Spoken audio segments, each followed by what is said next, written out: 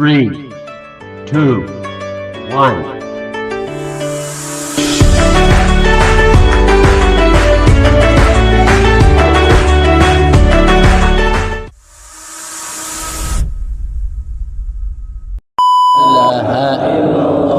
لا إله إلا الله لا إله إلا الله لا إله إلا الله لا إله إلا الله لا إله إلا لا إله إلا الله لا إله إلا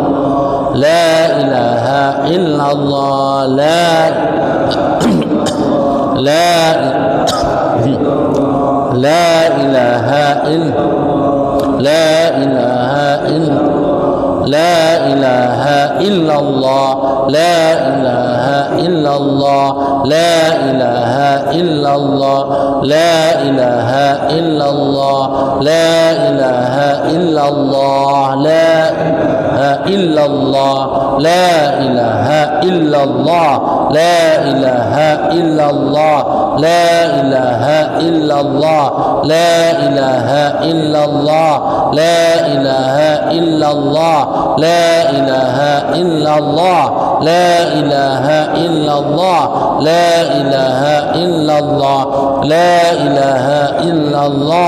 لا إله إلا الله لا إله إلا الله لا إله إلا الله لا إله إلا الله لا إله إلا الله سيدنا محمد رسول الله لا إله إلا الله سيدنا محمد رسول الله لا إله إلا الله سيدنا محمد حبيب الله لا إله إلا الله سيدنا محمد حبيب الله اللهم صل على سيدنا محمد اللهم صل عليه وسلم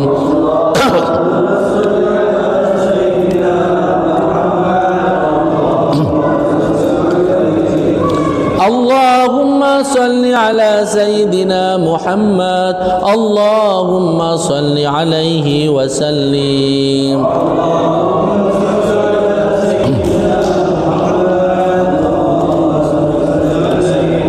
اللهم صل على سيدنا محمد يا ربي صل عليه وبارك وسلم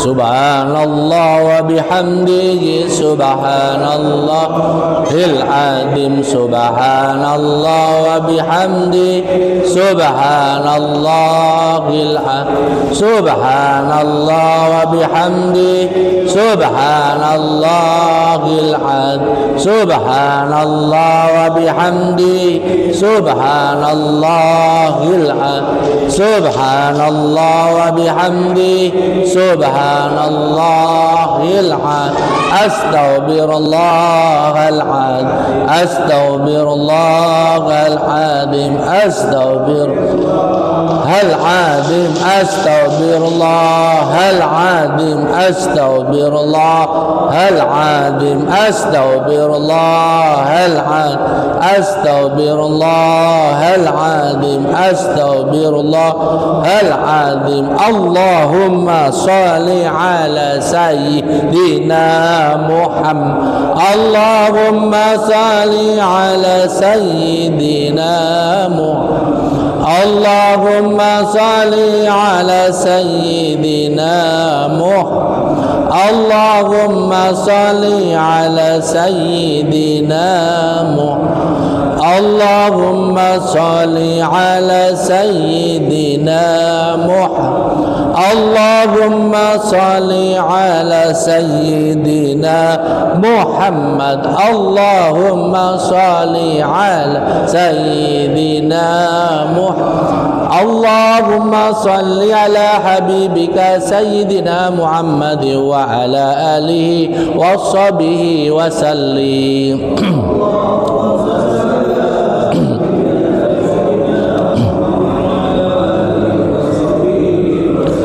اللهم صل على حبيبك سيدنا محمد وعلى آله وصحبه وسلم.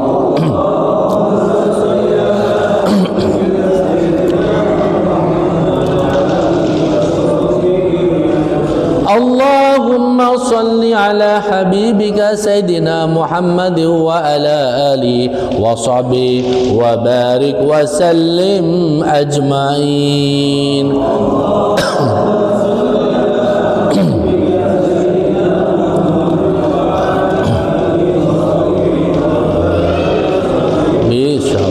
بشهادة رسول الله صلى الله عليه وسلم. الفاتحة. أعوذ بالله من الشيطان الرجيم. بسم الله الرحمن الرحيم.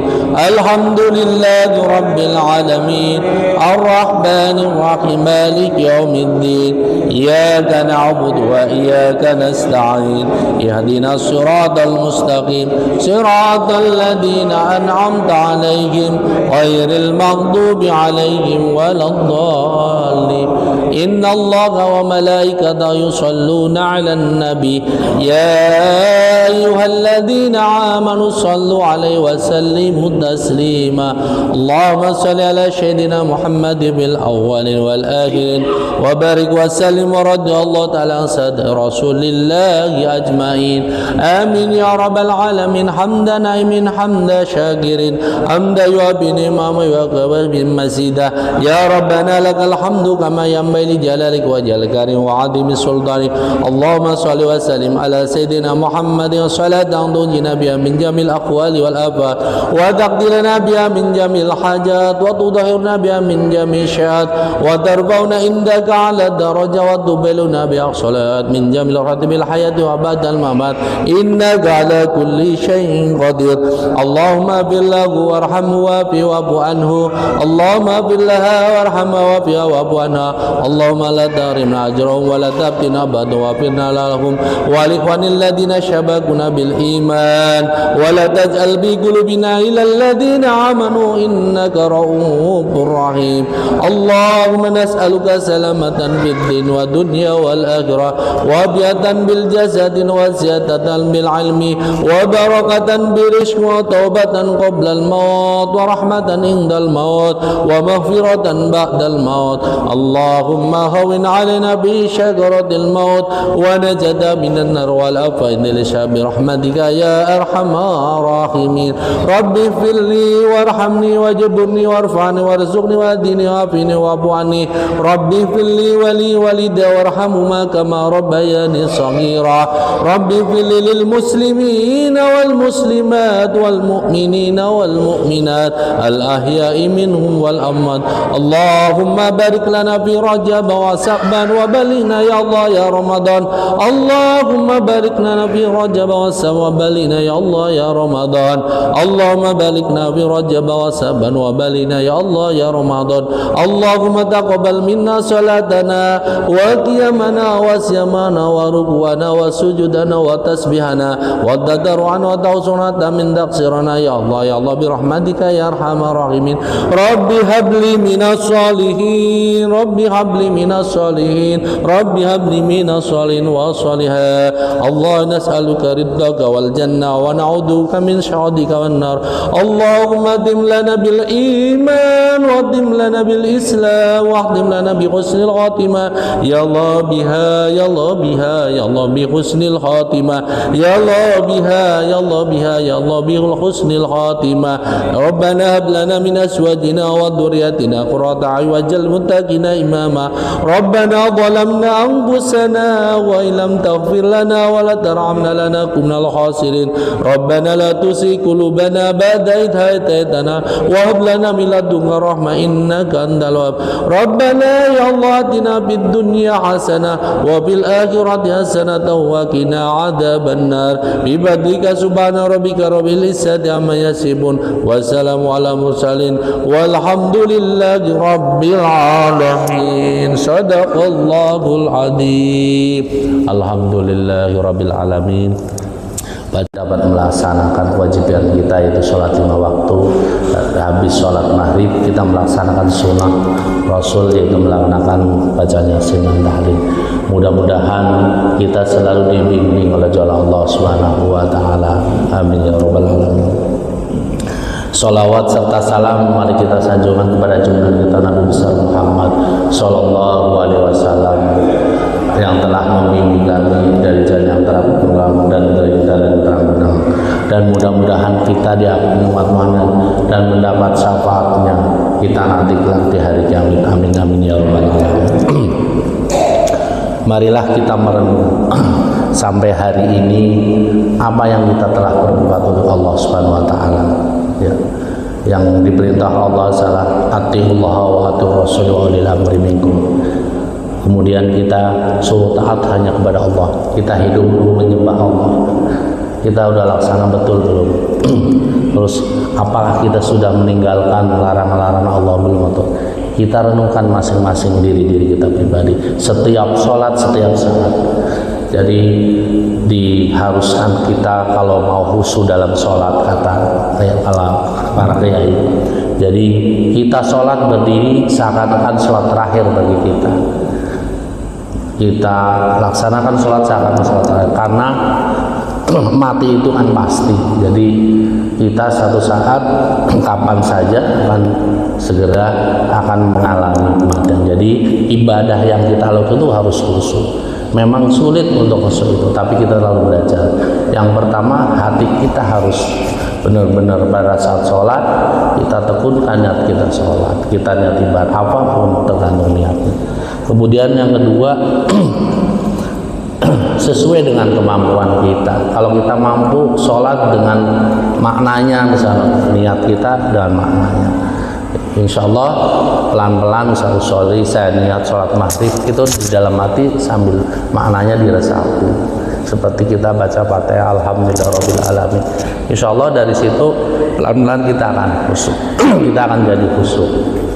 Tapi kalau mulut kita a'udzubillahi minasyaitonir, hati kita kemana-mana, mikirin kerjaan dan sebagainya, itu tidak akan nyatu. Jadi pelan-pelan hati kita ngikutin, kita baca Fatihah, jalan hati kita, oh ini artinya ini seperti alhamdulillahirabbil alamin. Kita bersaksi sakeh puji kalau di Jawa. Kang Malrani salam kabeh ar-Rahman Rahim, Kang ulas asing alam dunia. Terus iya karena butuhnya karena sini hanya pada mudah dan minta pertolongan. Ihdinas siratal mustaqim, pada jalan yang lurus. Begitu sedikit tulisnya, insyaallah akan khusyuk. Yang kedua, di dalam sehari-hari supaya kita makin pandai dan bisa beribadah dengan baik, bacaan baik, kita harus mengikuti para guru-guru kita, seperti teman-teman kita yang sudah fasih ya, kita dengarkan ngajinya seperti Pak Ustadz ini Fajar. Nah kita ikutin, kita harus mau belajar gitu, karena orang yang baik itu kan katanya jadi yang pertama, kalau kita orang yang baik, yang pertama kita tidak pernah mengungkit-ungkit kebaikan yang kita dilakukan, tapi kita seakan-akan belum pernah melakukan kebaikan. Jadi kalau ada kegiatan kebaikan seperti Pak Fajar ini, dia duluan karena dia tahu kalau orang yang baik itu kalau ada kebaikan, dia melakukan kebaikan, tidak seakan-akan tidak pernah melakukan kebaikan. Jadi begitu ada kegiatan-kegiatan baik, dia selalu duluan karena dia ngerti ilmunya. Yang kedua,